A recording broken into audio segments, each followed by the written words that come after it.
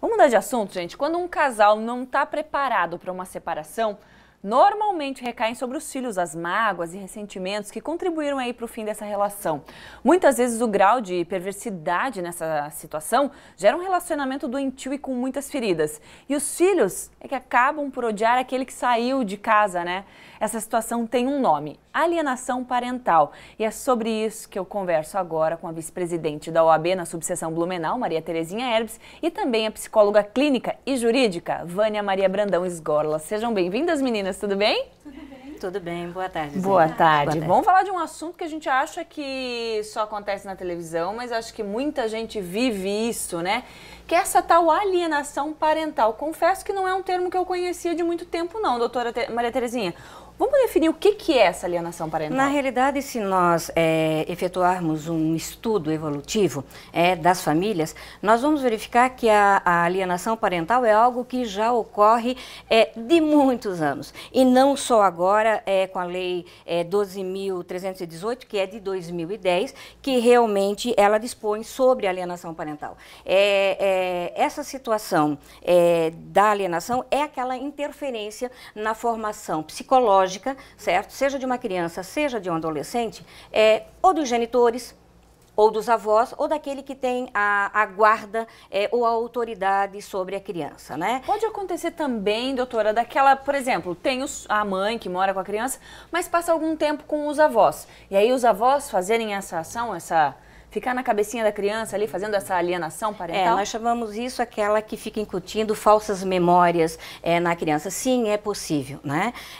Mas a doutora Vânia também ela vai poder nos demonstrar, porque eu sempre digo que a questão da alienação parental causada essa interferência dos genitores ou daquele que tem autoridade sobre a criança, certo? Ela tem que ser analisada muito pontualmente. Né? É claro que essas ações vão interferir diretamente na criança. As atitudes dos pais em relação aos filhos ou dos avós ou desse que tem a autoridade. Mas eu sempre digo que é muito subjetivo, porque na esfera familiar, cada caso é um caso que tem que ser analisado de forma pontual. Claro. Né? Resumindo assim, doutora, se eu entendi, é quando os pais se separam e um dos dois fica ali incutindo ideias, memórias falsas, como a senhora falou, de que não existe, ou dizendo, falando mal do pai ou da mãe. É isso mesmo? Na realidade, isso. Um dos genitores acaba realizando uma campanha de desqualificação da conduta do outro genitor.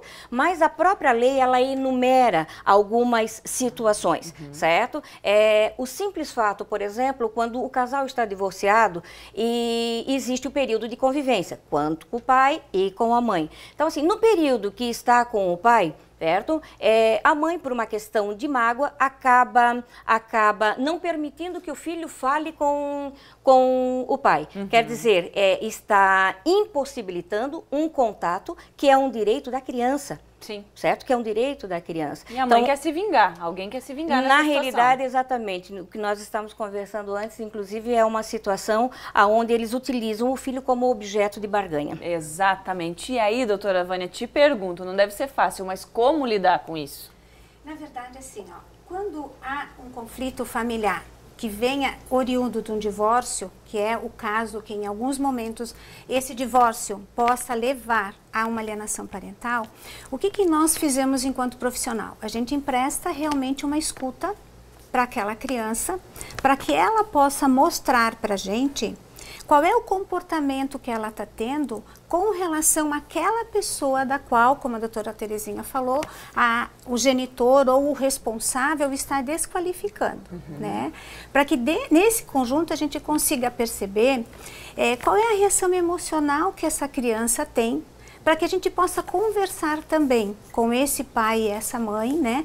Para que eles entendam que o casamento deles acabou, mas eles não deixaram de ser pais e mães daquela criança. E que essa criança precisa da atenção, né? E precisa de outras coisas que vão além da briga do casal. Com certeza, né? Então, assim, o que essa criança precisa? É entender que ela continua sendo amada pelos dois e que nenhum e nem o outro ama mais e que não há a possibilidade para ela de que algum deles venha fazer algum mal para com ela.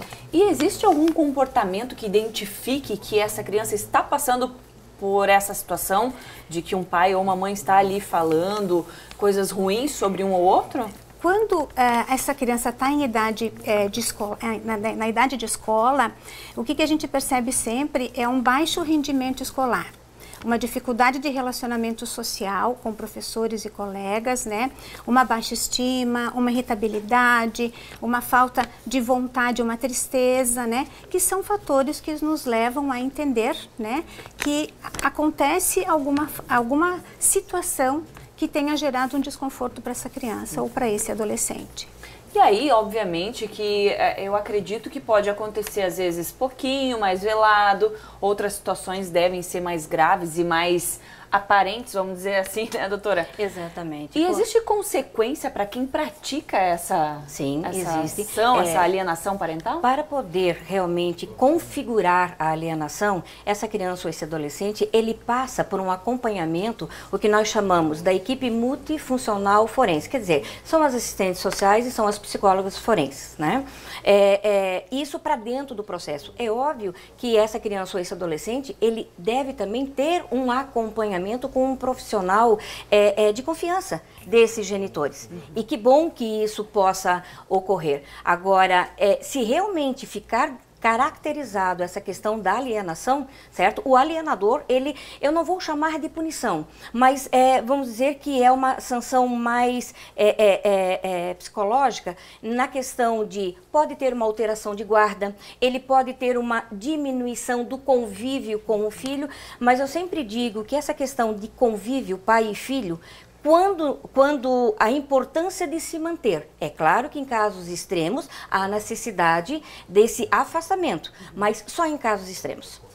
Então, acho que para a gente finalizar, o que é mais importante é lembrar sempre que essa criança, ela está fora dessa discussão. Tem um WhatsApp aqui que o pessoal mandou, pode colocar na tela para a gente?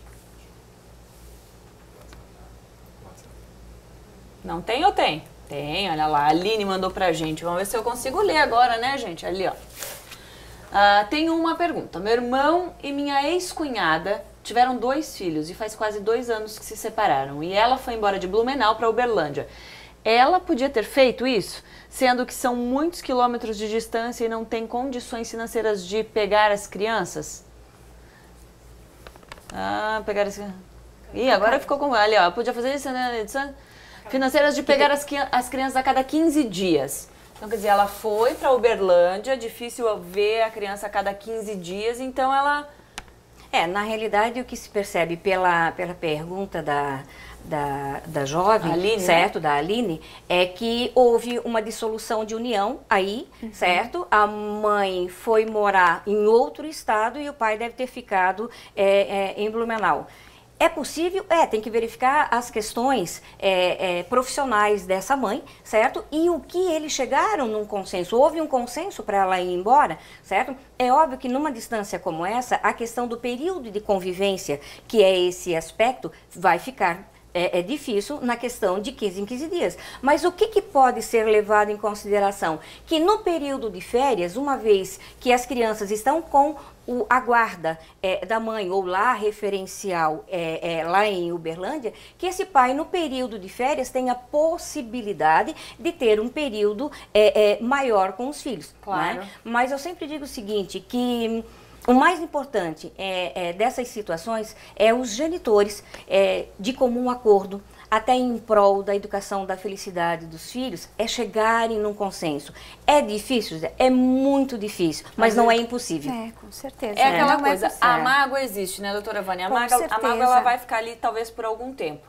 Mas abstrair que quem não tem que sofrer com isso é o filho, não é? Eu acho que o mais importante também é entender que esse casal deu certo até o momento em que se separou. Exatamente. E que desse casamento, né, desse relacionamento, houve esse filho, né? E esse filho é o fator mais importante dessa relação. E a partir de então, tentar ver assim, que aquela pessoa que hoje não faz mais parte do meu contexto é alguém que em algum momento eu amei e por isso que eu tive esse filho, né? Exatamente. Então, assim, para cuidar na qualidade de vida dessa criança a nível afetivo. Que o filho foi resultado de amor. Exatamente. Né? Ele foi resultado disso.